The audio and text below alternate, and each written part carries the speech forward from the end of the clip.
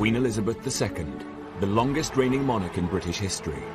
Over 65 years on the throne, yet hers is a reign that nearly didn't happen. I think as for Princess Elizabeth, the abdication must have been catastrophic. Driven by duty. My whole life shall be devoted to your service. She's ruled over crisis and war. Our thoughts today are with those in the South Atlantic. And dramatic social and technological change. Television has made it possible for many of you to see me in your homes on Christmas Day.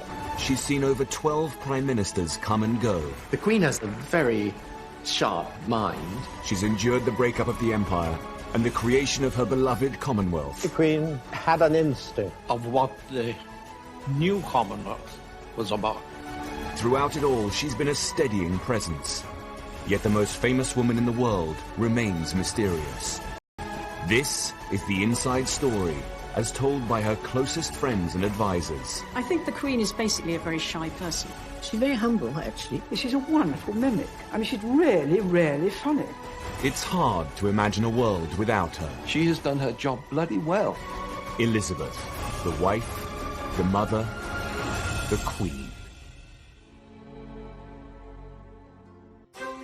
Princess Elizabeth Alexandra Mary was born on the 21st of April 1926 in the middle of a political crisis.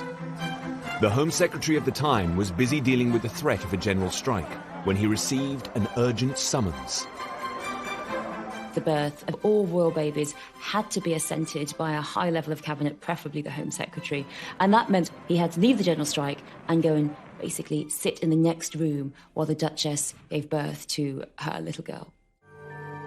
Elizabeth Windsor and her younger sister, Margaret Rose, grew up with their parents, the Duke and Duchess of York, in their home at 145 Piccadilly, a mile from Buckingham Palace, never dreaming the palace would one day become their home.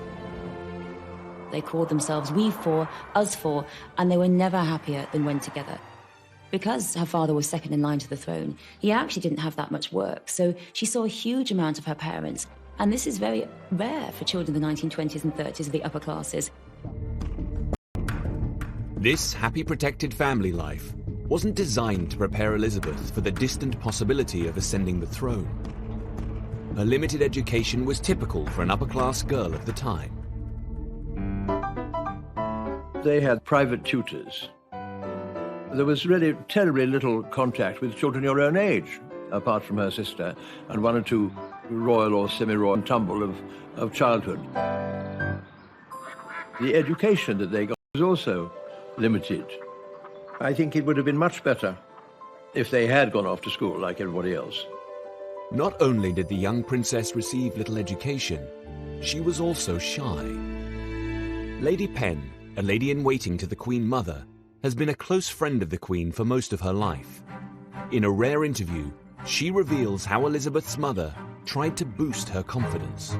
The Queen Mother told the Queen when she was very young to be brave. I think the Queen probably, when she was young, felt walking into a room full of people was rather daunting. And she said to her, well, what you want to do when you walk into a room, walk through the middle of the door. And I think by that she meant, don't sort of go in apologetically. You walk through as if, you know, I'm in charge. And I think that was very good advice.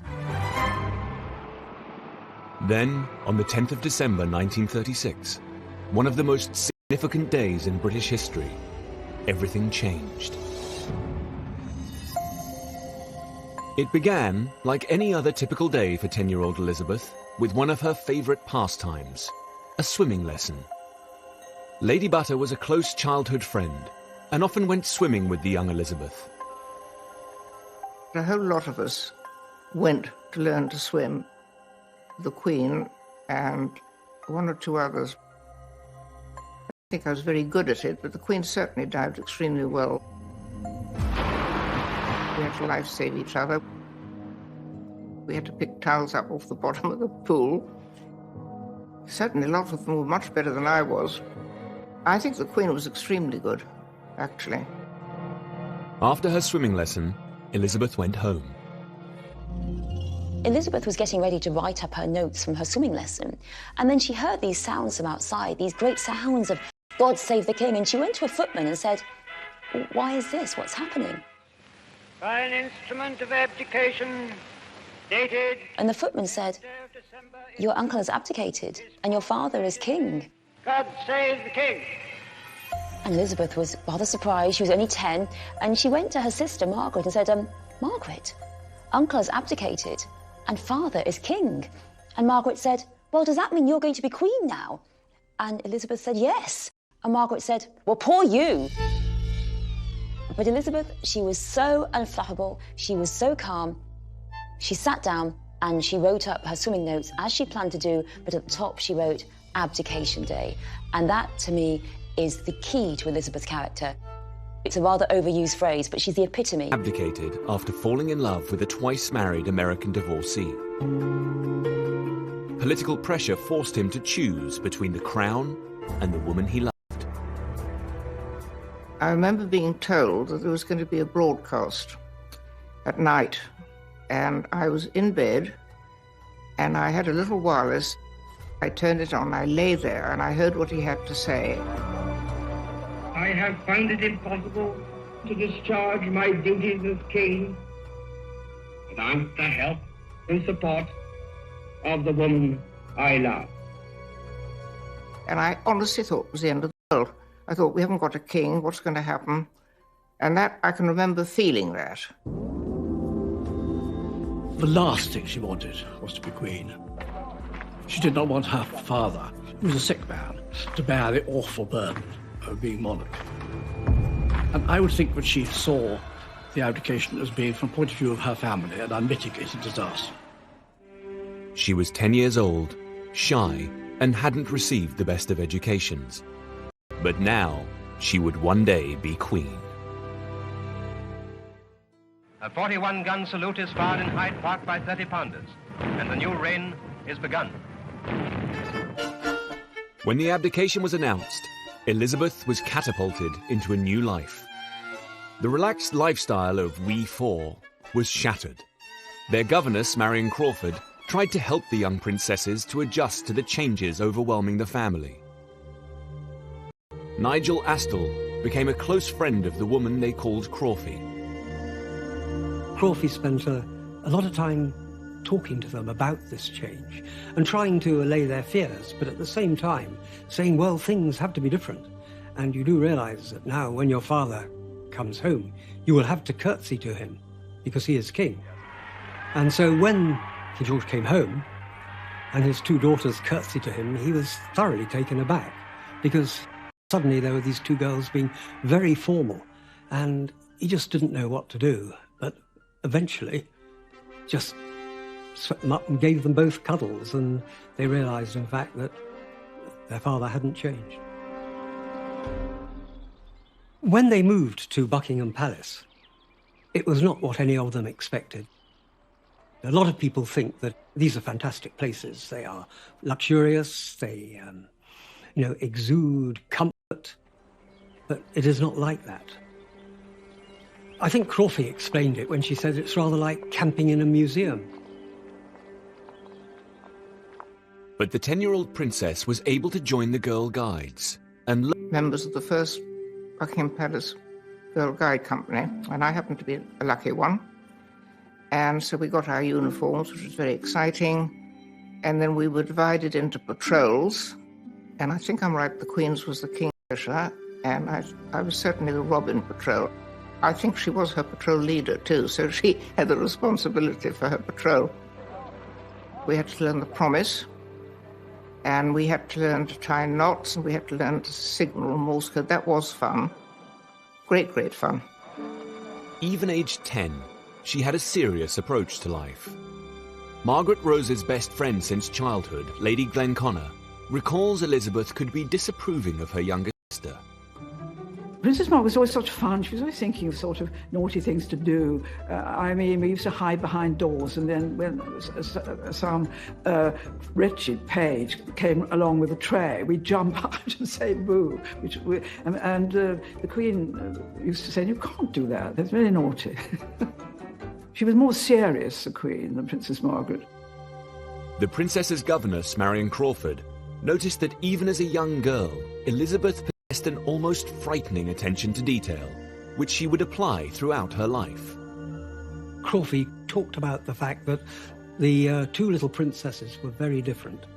On the one hand, Elizabeth, very methodical, sometimes quite obsessive about how she arranged her bedroom, how she arranged her clothes or whatever, whereas Margaret was very, very different. And it just showed yet again that here we have quite a normal family, just now thrust into the very royal limelight. Elizabeth had a strong, serious character, but she did not have the training to mould it for the task ahead. It was her grandmother, Queen Mary, who insisted Elizabeth should get a more serious education to prepare her for her coming role. I remember being asked to a children's party at Buckingham Palace and seeing this very, very, very tall, absolutely straight, ramrod straight lady. She always seemed sort of terribly unbending, as I think she was. It was Queen Mary's idea that Elizabeth should attend Eton College to study with Henry Martyn. I was actually taught at one moment, I think, by Henry Martyn. He was very grand. He was what was called Vice Provost. And he was pretty old, with a fringe of white hair, rather small, hobbled a little bit, but very, very beautiful, careful enunciation of every word. It was a rather old-fashioned sort of English. The way in which one governs. But he had two main messages that he gave to her, and she's treasured throughout her reign. Number one was the importance of political neutrality. Sir Henry Martyn was very, very sure that the monarch should be politically neutral, should stay out of disputes and remain above them. And of course, Elizabeth has been politically neutral throughout her reign, par excellence. The other great message that Henry Martyn gave to Elizabeth was that of broadcasting. He said the most important thing you can do is get your voice out there, get your voice to the people, to those of Empire, to those of Britain, and that has been something she has deployed brilliantly. In future years, she drew on these lessons. Throughout her reign, she refused to be dragged into party politics and used first the radio and then television to broadcast to her people. On the 3rd of September 1939, Britain declared war on Germany.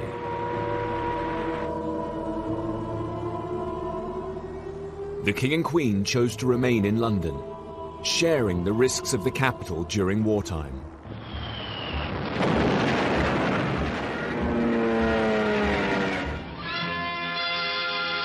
Latest outrage of the Nazis' indiscriminate fury is the bombing of Buckingham Palace. The royal family became icons of the nation as Britain came under attack. I think the King and Queen were fantastic examples. They got a bomb outside Buckingham Palace, and the Queen said she felt much better because they had exactly what everybody else had had. But the young princesses had their own role to play in supporting the war effort. Initially, there was secrecy about the whereabouts of Elizabeth and Margaret.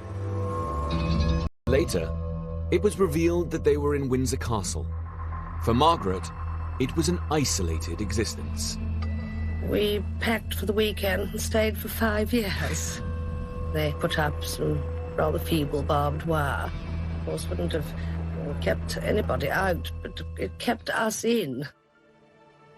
Within a year, 14-year-old Princess Elizabeth had the opportunity to put the lessons she had learned from Henry Martyn at Eton to good use. In 1940, she made her first ever radio broadcast in support of the war effort when she addressed evacuated children. The British hoped America would enter the war, where the broadcast was also heard. All of us children who are still at home think continually of our friends and relations who have gone overseas, who have traveled thousands of miles to find a wartime home and a kindly welcome in Canada, Australia, New Zealand, and the United States of America. Come on, Margaret. Good night, children. Good night, and good luck to you all.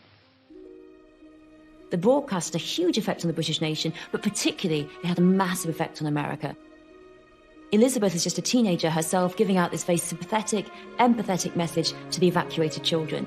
But the political ramifications of this are huge, and they do actually affect great political movements, America into the war.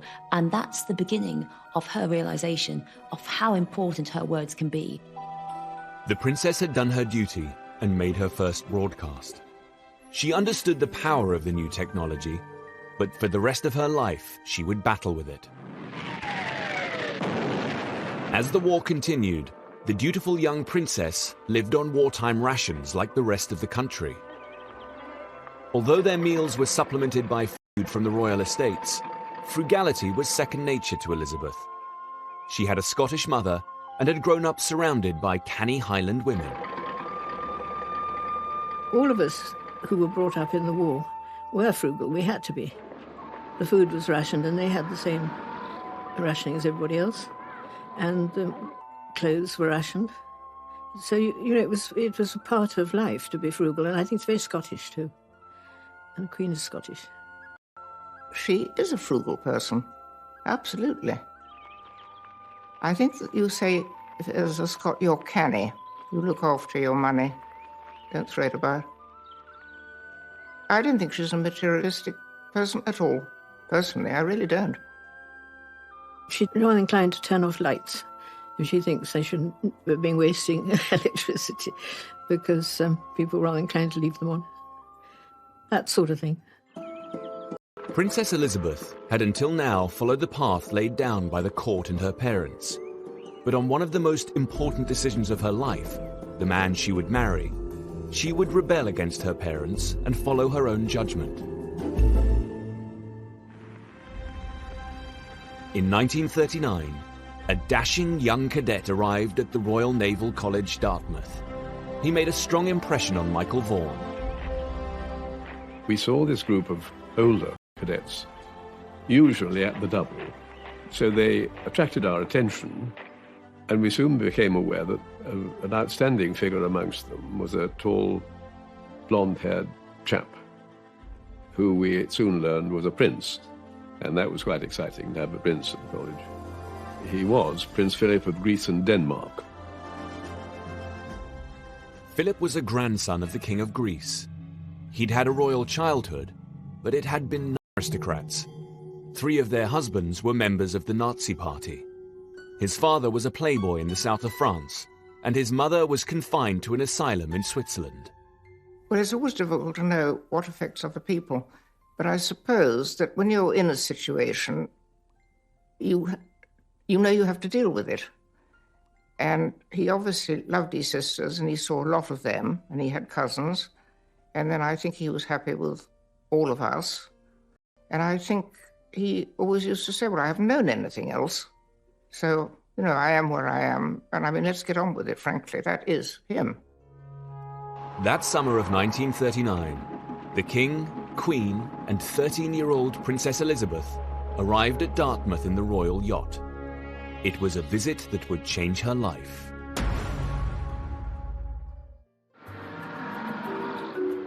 On their official visit to the Royal Naval College, Dartmouth in 1939, Princesses Elizabeth and Margaret planted trees, and a cadet was assigned to look after them. When the King and the Queen took her to Dartmouth, Prince Philip was designated to sort of look after her a bit and show her around. On the last night there, they gave a dinner party for a group of senior cadets. I should think probably 20 of them. And Prince Philip, of course, was one of those. A photographer happened to capture this significant meeting in a snapshot.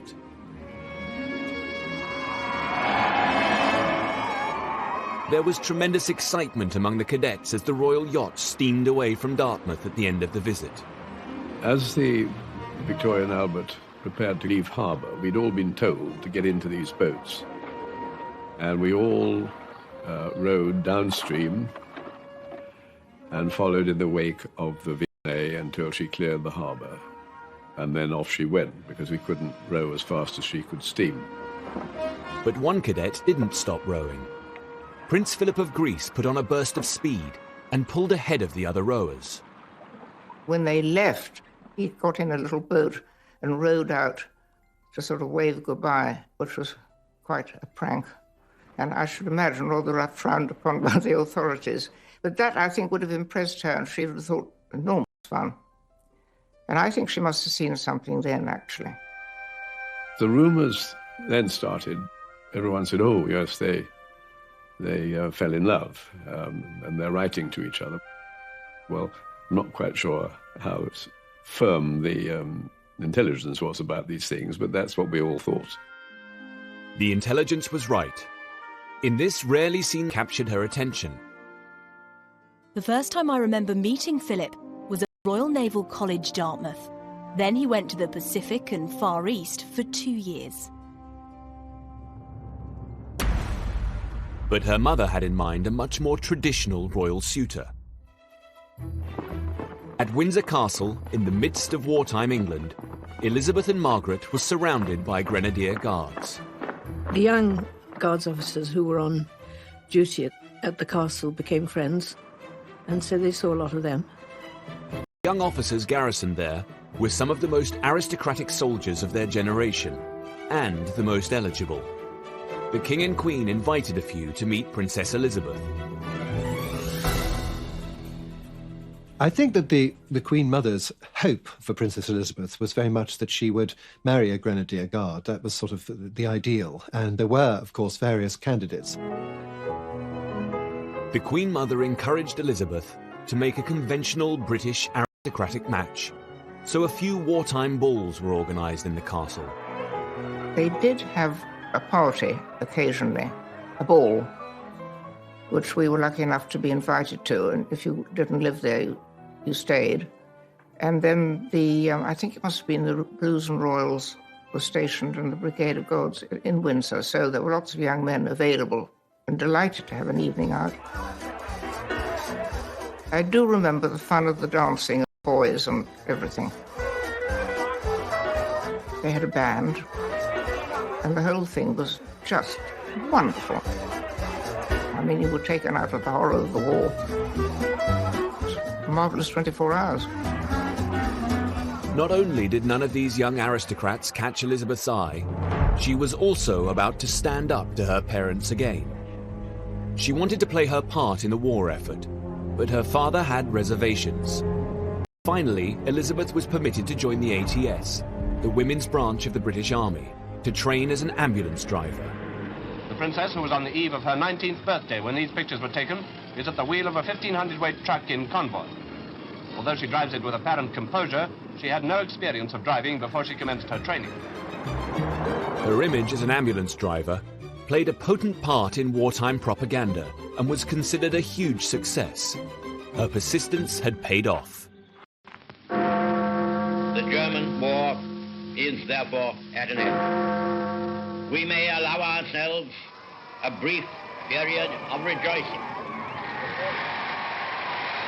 Approaches to Buckingham Palace were almost continually jammed.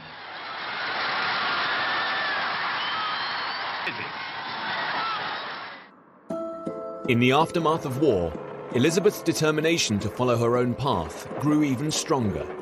She continued to defy her parents and the court by becoming more committed to Prince Philip. The relationship wasn't exactly welcomed in royal circles. I'm afraid the courtiers, and by that I really mean the Queen Mother's close friends, they were pretty hostile to him. He wasn't something they could quite sort of put their finger on. He had a lot of German relations. That wasn't particularly fashionable at that time, obviously. He was also absolutely penniless. So, you know, there were many things sort of going against him. He was very outspoken. They'd call him brash. And what was he going to say? And this, that, and the other. I think, let's face it, every parent's very protective of their daughters. So they must have looked at every possible angle that might be a threat. The King and Queen would have wanted her to be sure that she was making the right choice. And in a way, I've always thought that by marrying Prince Philip, that was the one time when the Queen stepped sort of right out of the normal sort of plans for her and did something really rather unconventional. Elizabeth had made up her own mind. She got engaged to Philip, but King George asked his daughter to keep her engagement secret until after they had completed their first major overseas tour. February 1947. HMS Vanguard transported the royal family across the equator to South Africa. On the way, Elizabeth had time to relax. But now she also had to apply herself to her royal role. And she would do this with the duty and foresight which would become defining characteristics of her entire reign.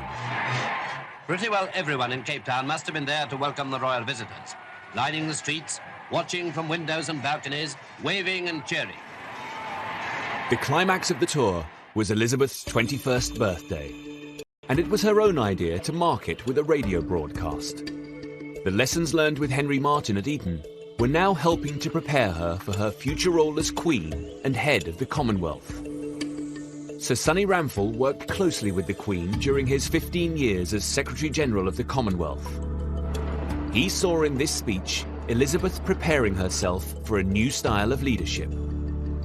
I always felt that Elizabeth came to the throne with a kind of intuitive understanding that she was going to preside over the Commonwealth. That would be different. That would not be her father's Commonwealth. She had gone, the Commonwealth she would inherit. So I think Elizabeth had an instinct for the newness of the time to come. As I speak to you today from Cape Town, I am 6,000 miles from the country where I was born.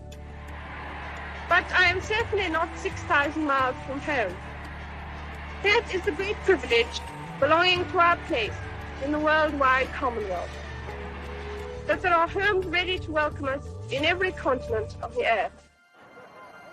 What's particularly striking about the speech is its extraordinary combination of ancient traditions and modernity. It is a direct appeal to the youth, the future. But then she speaks also to the king's subjects, whomever they may be. And that's a particularly important thing for the Commonwealth going forward as a non-racial organisation, a real collective identity. There is a motto which has been borne by many of my ancestors, a noble motto: I serve. Through the inventions of science, I can make my solemn act of dedication with the whole empire listening. I should like to make that dedication now. It is very simple. I declare before you all that my whole life, whether it be long or short, shall be devoted to your service and to the service of our great imperial family to which we all belong. I have shivers going up and down my spine as I think of those words, I serve, when looking back over the long life of the Queen and her service, the importance that she has attached to duty and her constant support, encouragement of the Commonwealth. She really meant what she said. Back in London in July 1947, Elizabeth and Philip were finally able to make their engagement public. Churchill spoke for many when he said the wedding would be a flash of colour on the road we have to travel. Sir Nicholas Soames remembers how his grandfather welcomed the wedding. It was all rather drab. And then this very beautiful young princess, the heir to the throne, marries a very dashing, very handsome officer in the Royal Navy. And it was a moment of national rejoicing which was beyond the war. So this was, in a way, I think my grandfather thought, the beginning of a new era. The royal wedding took place at Westminster Abbey. At the time, David Wyatt was a 12-year-old chorister. For the first time, certainly since I'd been involved in the Abbey, apparently, but also floodlights that were brought in for the occasion. I mean, the impact on us was one of wow, simply because we were just not used to seeing anywhere lit up in that way or being used for such a happy occasion. The choristers had been placed high up in the organ loft, and David craned his neck to get a glimpse of the couple after they signed the register. Judging by the expression that we could just about see when they left St Edward's Chapel and came down into the sanctuary and then started their procession at the end, they were very happy about it all. Certainly some big broad smiles, not just to their friends either. It seemed to be everybody included. Lady Butter was inside the Abbey as an old friend of the royal couple. Then she hurried to Buckingham Palace to enjoy being part of the crowd. Thousands of people by then, all singing and shouting. But it was a long, long wait because they were obviously having their wedding breakfast. And I remember, and I don't know why, there was a puff of smoke went up suddenly, having waited very patiently and everybody chatting to everybody. And there was one Cockney lady standing next to me, said, "Look at that," she said. "That's it, they're having their afters." So we thought, well, that's good because they won't be long now coming out. How they cheered the happy pair when they came out onto the balcony. What a wonderful picture the princess made, looking most lovely in her magnificent gown and standing happily beside her husband.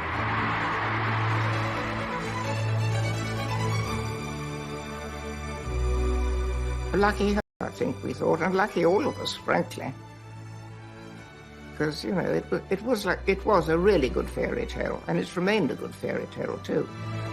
But the domestic idyll of married life would be all too brief for the newlyweds.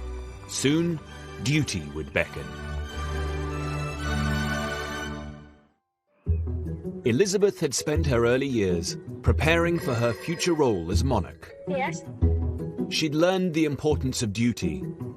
She'd also demonstrated an independent streak when it came to marrying the man she loved. With her handsome husband by her side, she could concentrate on enjoying married life. They set off for Malta. Prince Philip was stationed there as a naval officer and had command of his own ship. In Malta, Elizabeth could put thoughts of becoming queen to the back of her mind. Martin Scicluna was a teenager in Malta in 1949 when Elizabeth became a close friend of his grandfather.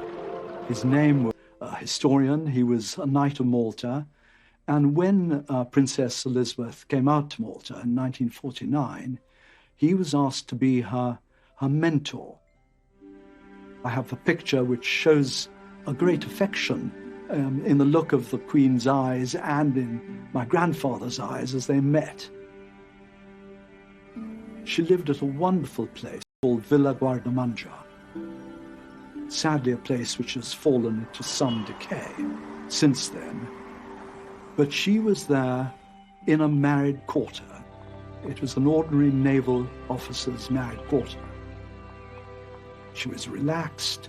She was away from the spotlight. She was able really to be free, possibly for the first and only time in her life. She very much entered into the life of an ordinary naval officer's wife. So she would go to beaches to swim. She would go to the Phoenicia, famously to the Phoenicia Hotel, where they would dance. Filming was permitted during the course of the evening, giving this brief impression of an 8th reel in which the royal couple took part. The Maltese are very good at not intruding on people, particularly people who are famous by definition, and giving them space to be themselves. And I suspect it was probably the only time she was able to do that.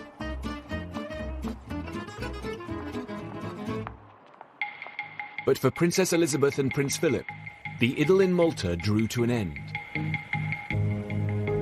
In 1948, their first child, Prince Charles, had been born, followed by Princess Anne 2 years later.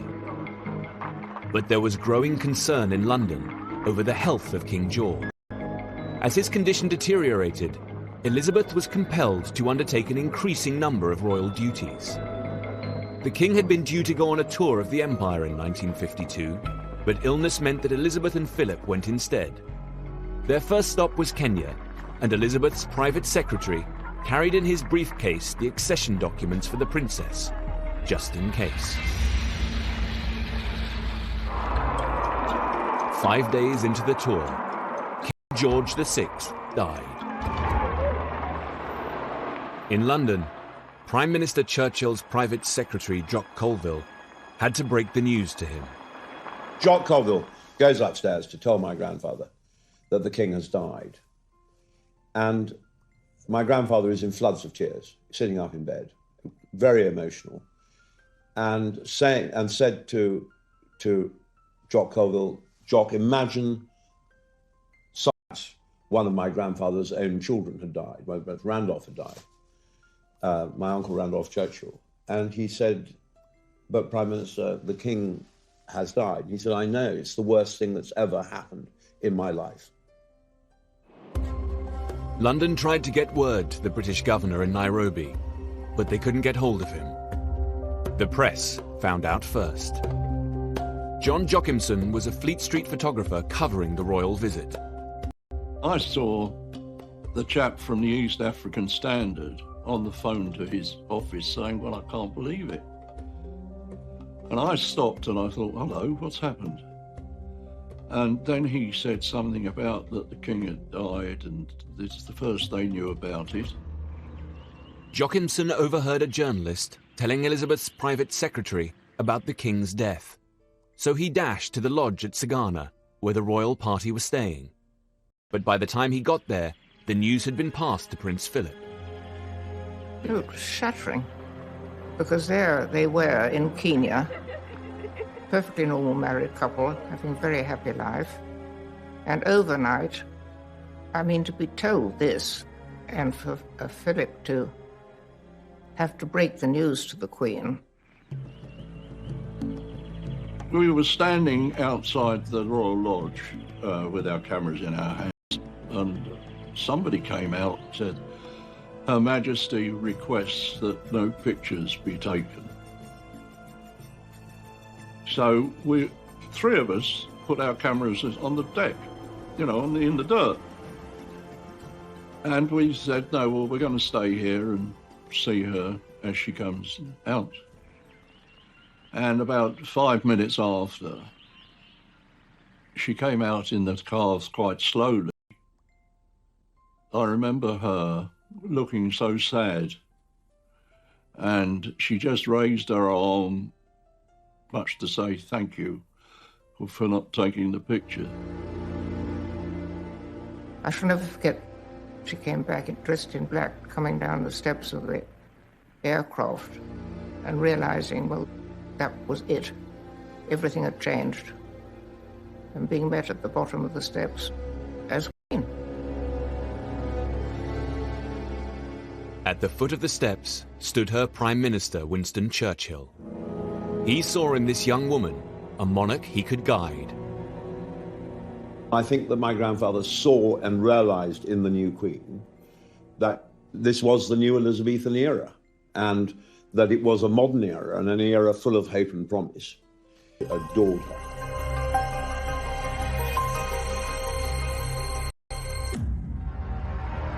In 1952, Princess Elizabeth became the youngest monarch to ascend the throne for over 100 years.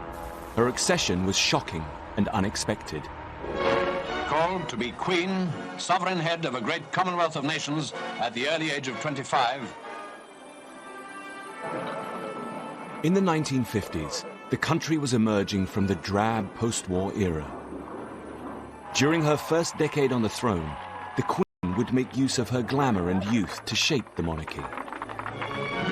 The spectacle of the young Queen performing these tasks with so much poise and elegance soon made it fashionable to talk of a new Elizabethan age. But there would be great challenges ahead. She needed to learn how to deal with politicians as a constitutional monarch.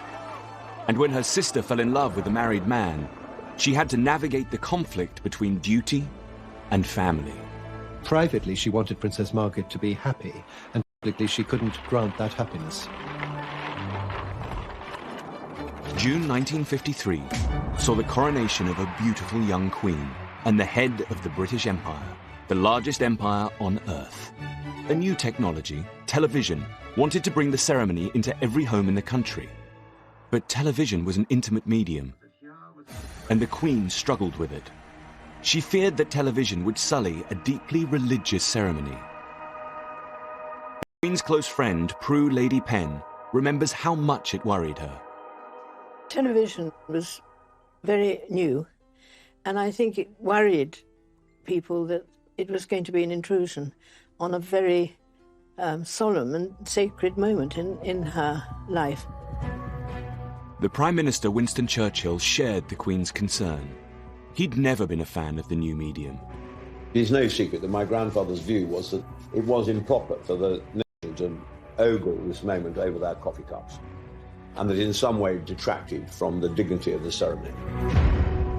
Initially, the Queen insisted that TV cameras should not cover the sacred central part of the coronation ceremony. She was happy with the procession coming down the aisle, anything being filmed up to the rood screen. But inside that special part of the Abbey, she thought that should be private. She didn't like the idea of it, and Churchill responded to her concerns and backed her all the way. When it was announced that television would have only limited coverage and the public would not see the moment of the crowning, there was a huge reaction. The newspapers of every persuasion, from the Mirror to the Times, that very day, said no. In response to public pressure, Churchill partially backed down. In this secret record of cabinet discussion, Churchill stated, "I am concerned with the public disappointment caused by the announcement that there would be no television of the coronation east of the screen. I am satisfied the decision should be reviewed." However, he was quietly busy imposing other restrictions, including no close-up views of the Queen should be photographed or televised at any stage of the ceremony. BBC broadcaster Peter Dimmock, who had been fighting to televise the coronation, was asked to stage a demonstration in the Abbey to prove there would be no close-ups. But Dimmock had a trick up his sleeve. He deliberately used the wrong lens. My father was quite naughty because when he did the demonstration in the Abbey to the establishment, he used a wide 2-inch lens so that when he showed them what it would look like on television, it looked as though it was very far away of the camera. But on the actual day, he didn't use that lens. He used a different lens, which meant he got that fabulous close-up of the Queen, which was so successful and everybody loved it. In the end, the Queen compromised and let the whole ceremony be televised. With the exception of one moment, the most sacred of all, when she was anointed with holy oil. On Coronation Day, 2 of the Queen's maids of honour, Lady Jane Rain Lacy and Lady Glenconnor, remember the moment she arrived at Westminster Abbey. 4 of us went to the Abbey to receive her. We were standing by the door waiting, and then suddenly we realised she was coming because we could hear this roar and it got louder and louder and louder. And around the corner came this golden coach. It was like a fairy tale. And then the Queen, I mean, looked fantastic.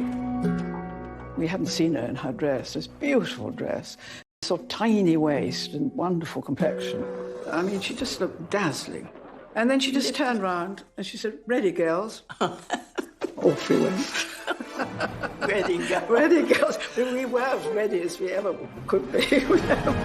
Little did the 27-year-old realise she would become Britain's longest reigning monarch. On the 2nd of June 1953, the young monarch Elizabeth II walked down the aisle towards her coronation. For the Queen, this ritual was not about taking power. For her, it was a moment of spiritual transformation. The great thing about her was she was so calm. And I think that's what made us feel, you know, everything was when the Queen was crowned. The Queen had compromised and allowed this moment to be broadcast.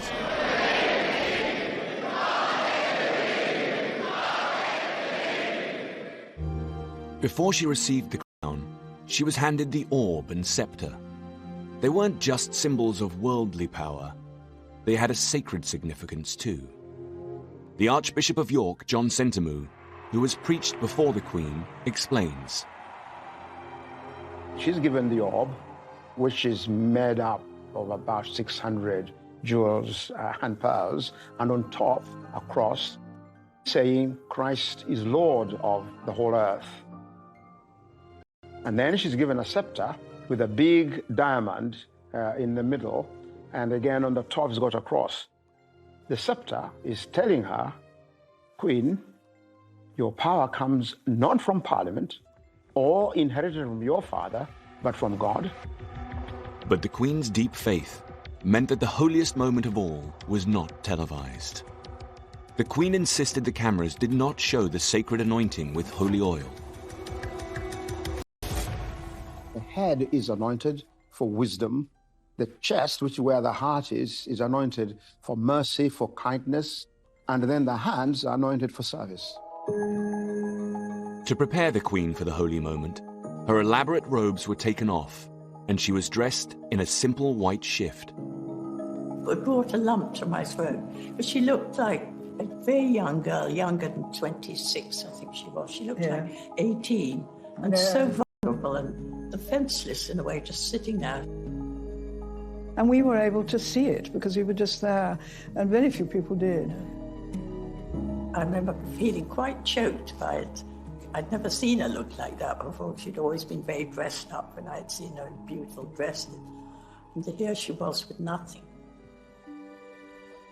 For Lady Glenconnor, it was nearly too much. It was while the Queen was being anointed that I thought I was going to faint. Luckily, Jane could feel me sort of swaying, and Black Rod, who was just behind me, realised and pinioned me to the pillar with his arm, and it just gave me that much support. For the Queen, the coronation had transformed her into a servant of God. But when she returned to Buckingham Palace, the Queen was reminded that she was also a mother and a monarch.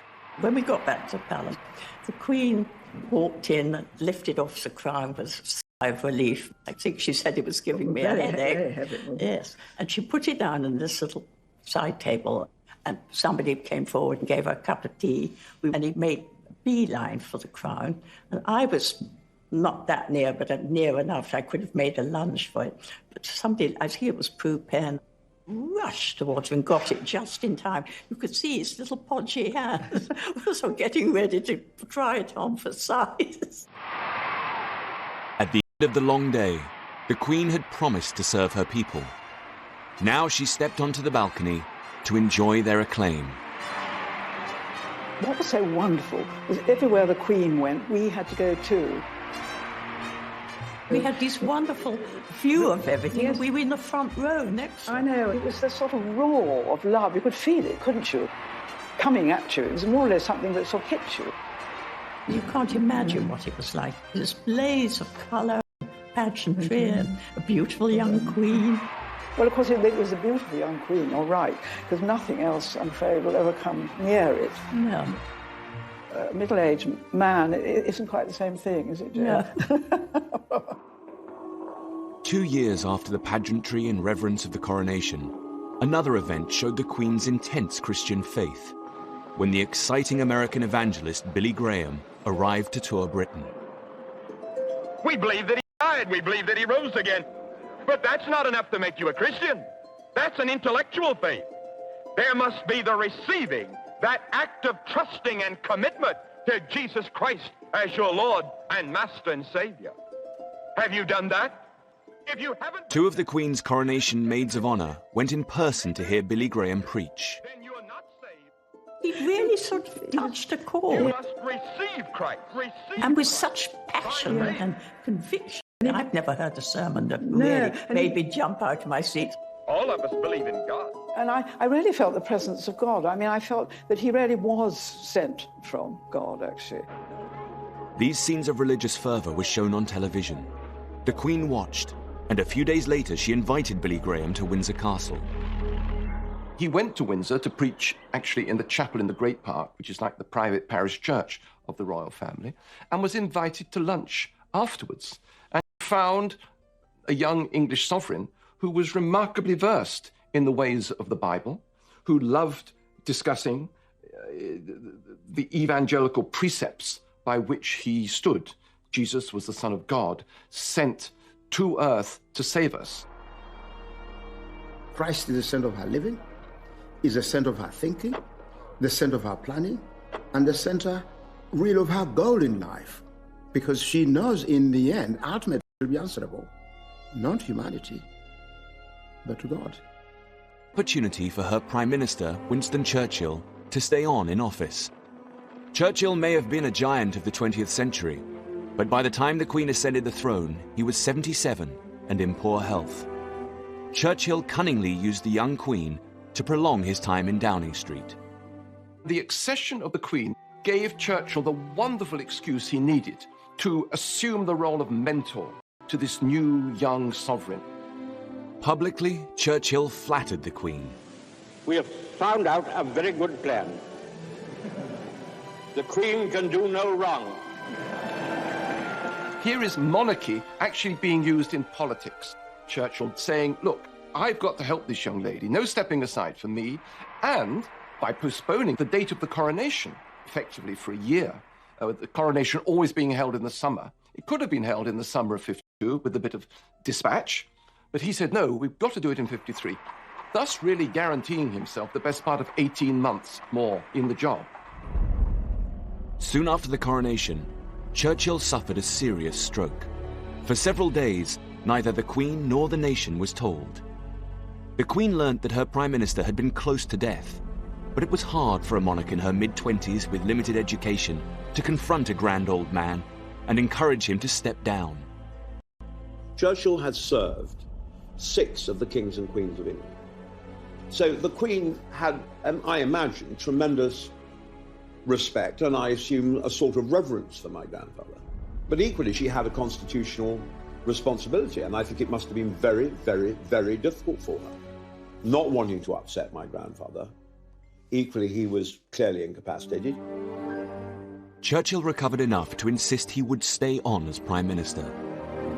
Not only was Churchill old, he was also determined to maintain the British Empire. But the young Queen wanted to transform the old empire into the modern Commonwealth, a free association of independent countries. It had been founded in 1949 during her father's reign, but Elizabeth was committed to expanding the Commonwealth. In the autumn of 1953, the Queen and Prince Philip set off on a round-the-world tour of 12 countries. That would encourage the transition from the Empire into the Commonwealth. I think that tour in the early 50s did mark the evolution of the modern Commonwealth. You could have all the declarations you wanted, but unless they were translated into human action and interaction of the Queen, it couldn't be a Commonwealth of the flesh. The longest visit on this tour was the 2 months the Queen spent in Australia, when she became the first British monarch to visit the country. When she arrived at the dock in Sydney, the huge crowd included future leaders of Australia. I remember the first day, along with everybody else, we went down to Farm Cove. Didn't get very close, but we were caught up in the celebratory character of it. That was a great day for those of us who had the luck or foresight to be in Sydney. And it was a beautiful Sydney day, and there's no city in the world that can turn on a welcome with a harbour quite like Sydney. It was an extraordinary tour. She met something like 6 to 7 million Australians out of a population of 9 million. It really was a combination of Grace Kelly meets the current Duchess of Cambridge in terms of popularity, a real interest and affection for the Queen. Melbourne, where the Queen and His Royal Highness were given one of the most tumultuous welcomes of the whole tour. Nearly 1 million people, many of whom had been waiting 24 hours in the streets, were there to wave and to cheer. The writer Thomas Keneally, then aged 18, was a Republican. He wasn't a fan of the Queen, but he could see her allure. I have no ill will towards the monarchy, but I wasn't very interested. But my little brother and all these schoolmates went to the local Oval and lined up, and I think that's when Australians learned that the Queen was willing to stand beneath bright skies and warm sun and swallow flies for us. Across the globe, the Queen's tour accelerated the transformation of the empire into an expanded Commonwealth. The Queen really was seeing the Commonwealth evolving in a very different way, as a collective identity. Modern Commonwealth has been the Queen's version of identity politics, crossing all those boundaries and embracing diversity. But the tour wasn't without its problems. The visit to Sri Lanka, then known as Ceylon, would bring the Queen into conflict with her Prime Minister, Winston Churchill. The row was about a planned visit to the most sacred Buddhist temple, said to contain the tooth of the Buddha. Churchill tried to tell her what to do. She was going to go to Kandy and visit the Temple of the Tooth. And indeed, it was extremely important that she did so. And if she didn't visit the Temple of the Tooth, then Ceylon was going to cancel the visit. But when Churchill got to hear about this, he realized she'd have to take her shoes and stockings off.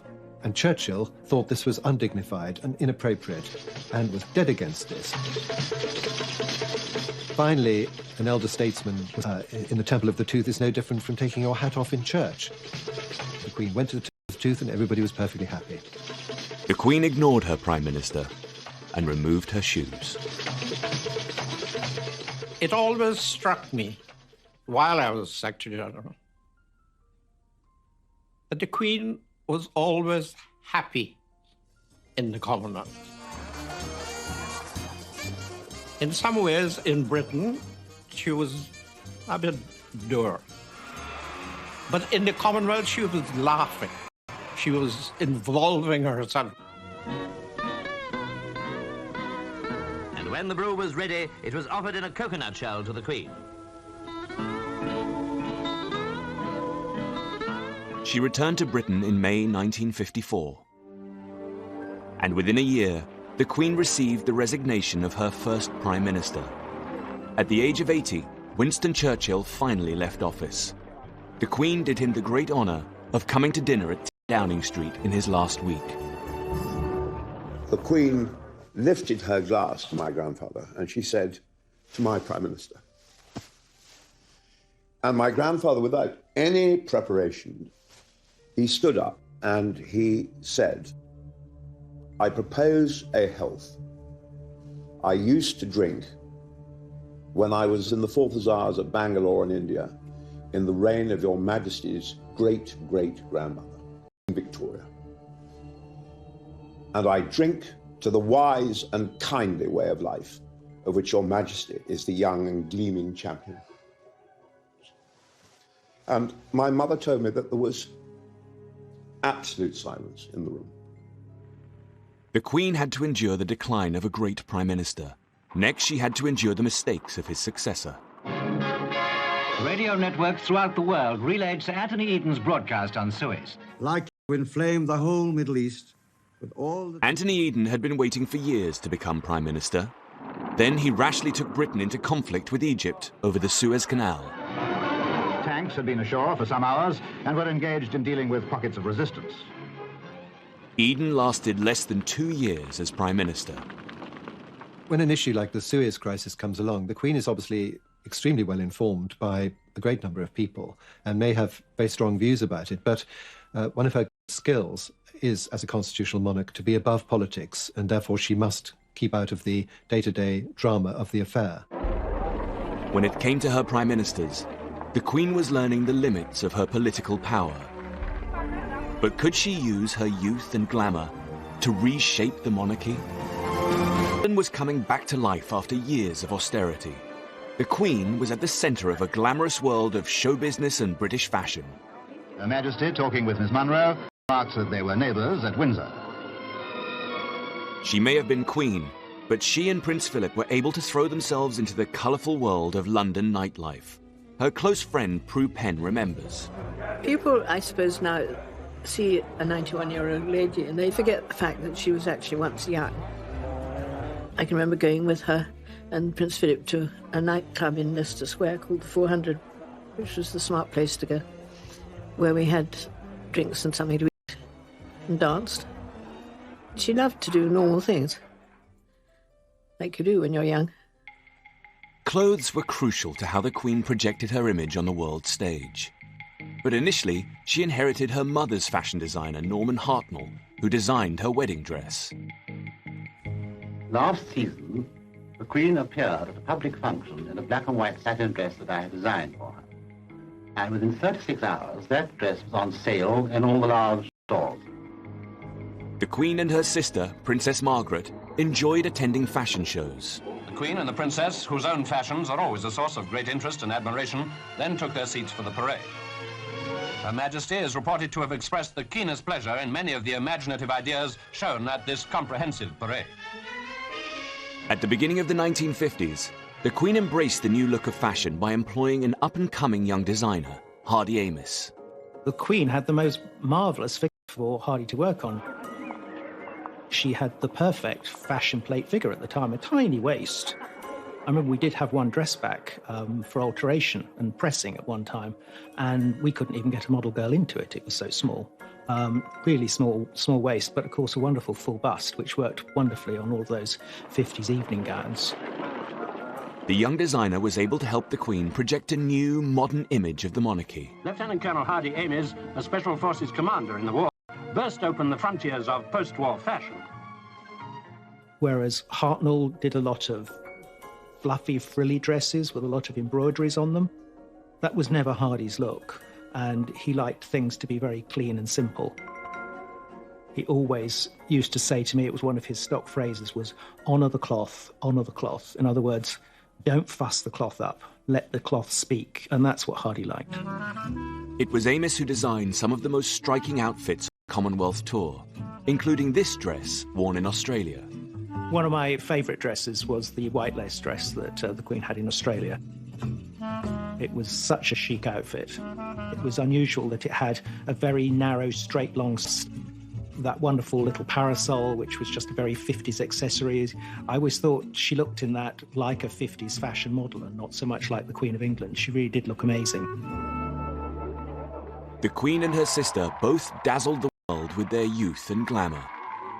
But the Queen was about to discover the potential for conflict in her role as sister and as monarch. She had always been close to Princess Margaret. Princess Margaret told me that she'd had a dream, and she dreamt that the Queen had died. And she woke up, she was so horrified by this dream. I got to ring her up. So she went to the telephone and rang her up. And the Queen sounded slightly sort of bored and said, hello, can I help? Anything you want? She said, no, it's all right. I just wanted to hear your voice because I had a dream last night that you died. And I just wanted to be reassured that you hadn't. And she said, well, it's very sweet of you, but do you mind if I go? I have got a very important visitor here at the moment.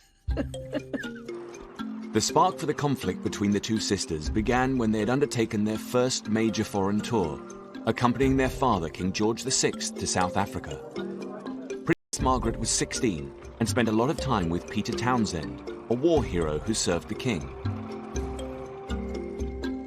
Lady Glenconnor was Princess Margaret's closest friend, and for the first time, she reveals how the romance began.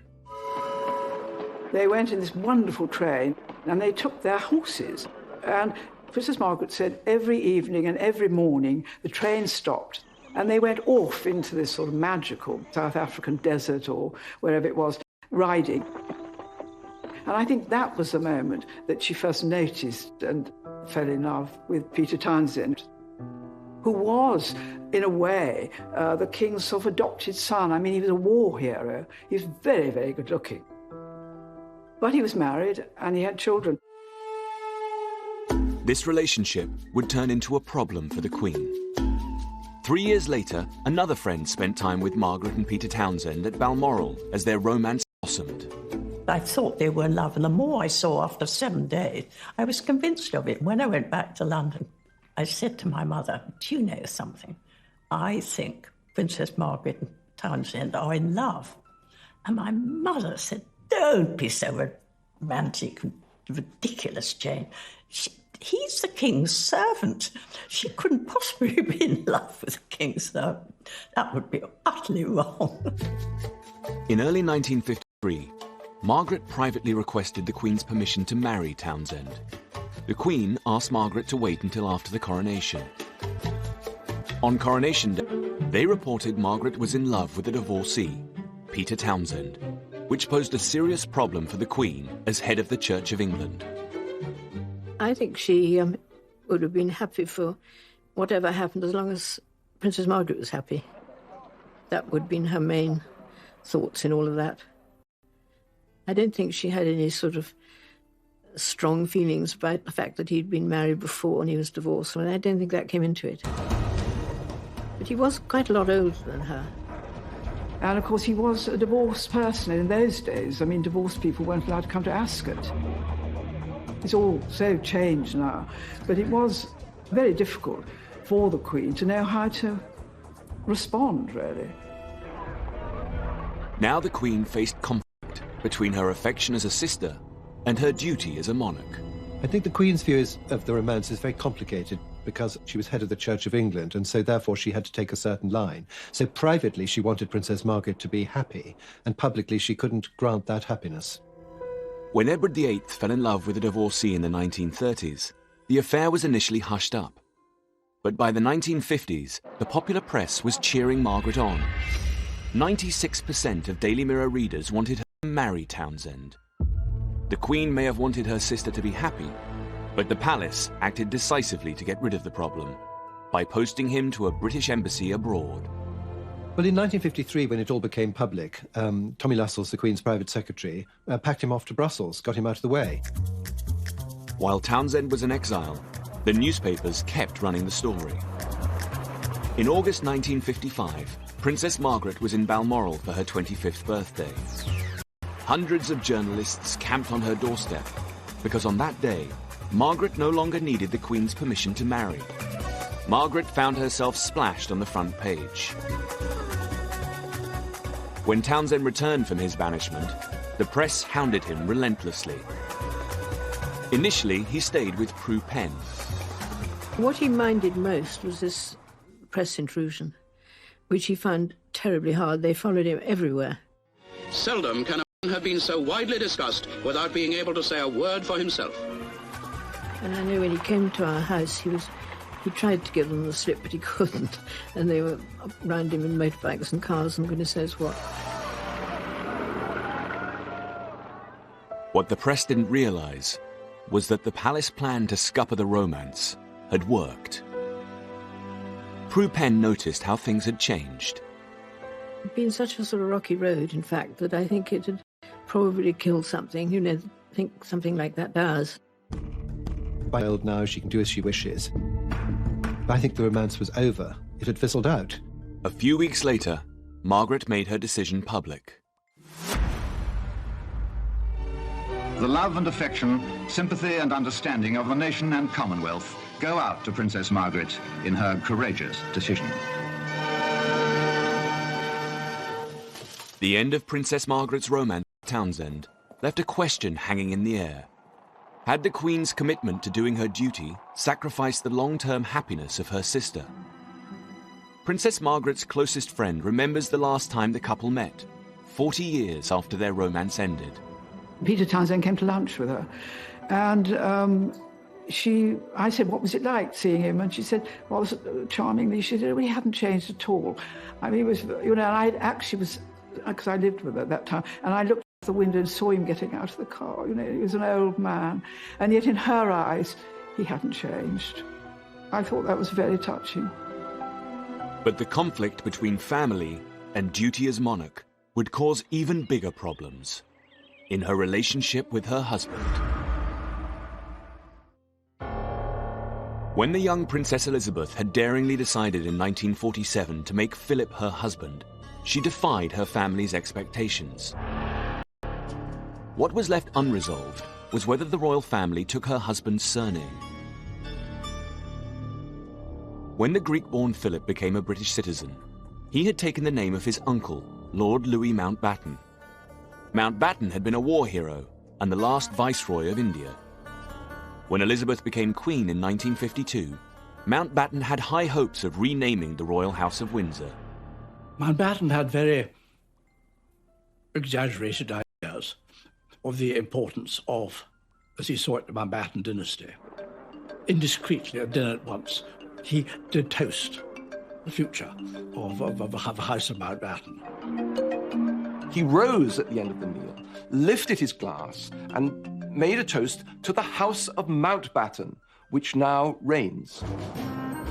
Word of this toast reached Churchill, who disliked Mountbatten's presumption.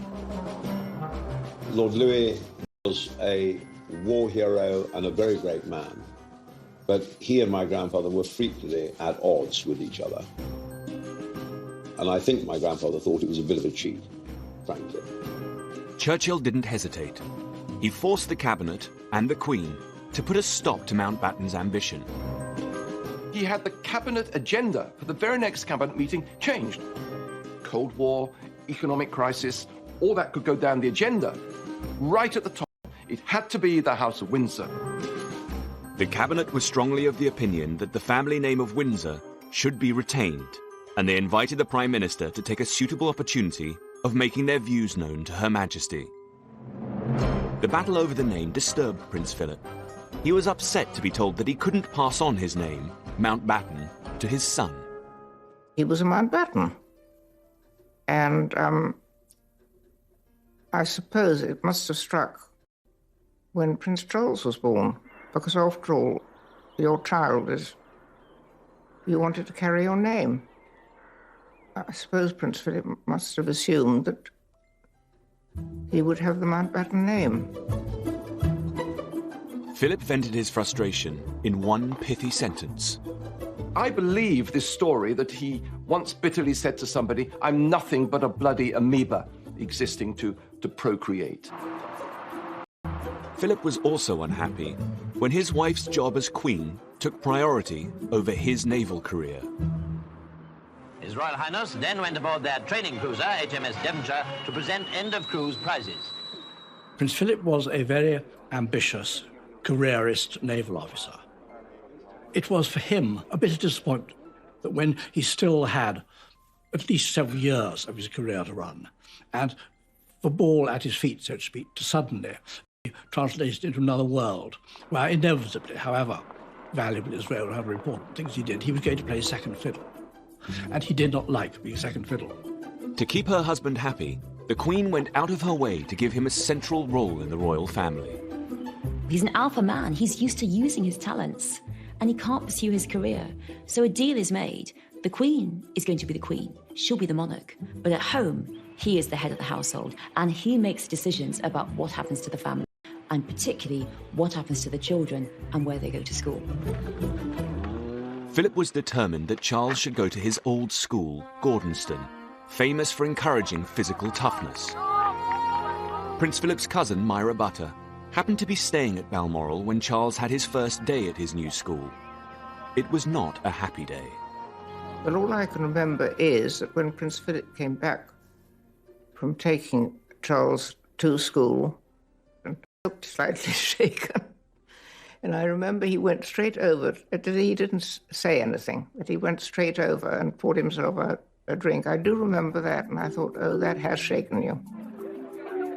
Philip might have accompanied the Queen on her 6-month tour of the Commonwealth, but by 1956 he was embarking on his own solo journeys. His wife is suddenly the centre of attention. For 4 months, Prince Philip, accompanied by some close male chums, enjoyed taking the royal yacht to Australia and back, and visiting isolated British communities. During this extended trip, the press ran headlines about trouble in the Queen's marriage. It's on this voyage that there are actually reports in the newspapers, not just the American newspapers, suggesting a rift in the royal marriage. And crucially, Buckingham Palace publicly responds and says there is no rift. And that's what made it a really big issue. But in 1960, 10 years after Anne's birth, the Queen was pregnant again. Now comes confirmation of the rumour and the forecast of a happy event early next year. Everybody is delighted with the news. Now she took decisive action to heal any issues with Philip over the surname. She told her Prime Minister, Harold Macmillan, that she had set her heart on a change of name for the royal household. The Queen wanted the name of any grandchild without a royal title to be Mountbatten Windsor. Lord Mountbatten, of course, was delighted at the fact that the name Mountbatten was now enshrined in the heart of the royal family. He would have preferred just plain Mountbatten, without any of his Windsor nonsense. But Mountbatten Windsor was a great deal better than just Windsor. The 1950s had been a decade in which Elizabeth had learnt to be a queen. She had successfully deployed her youth and glamour to project a modern monarchy.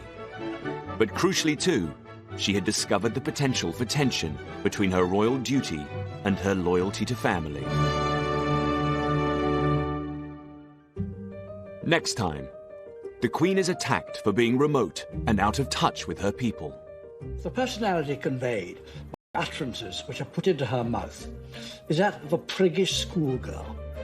By the end of the decade, the Queen had been persuaded to let the cameras film her family life.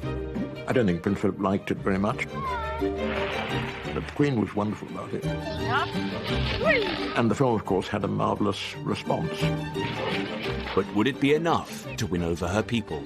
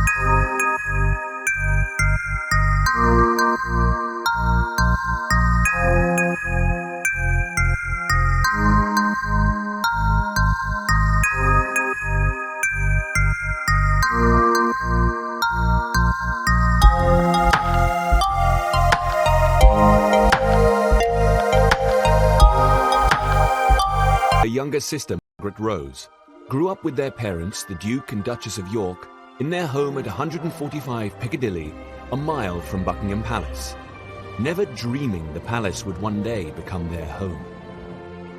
They called themselves we four, us four, and they were never happier than when together. Because her father was second in line to the throne, he actually didn't have that much work, so she saw a huge amount of her parents, and this is very rare for children in the 1920s and 30s of the upper classes. This happy, protected family life wasn't designed to prepare Elizabeth for the distant possibility of ascending the throne. Her limited education was typical for an upper-class girl of the time. They had private tutors. There was really terribly little contact with children your own age, apart from her sister, and one or two royal or semi-royal tumble of childhood. The education that they got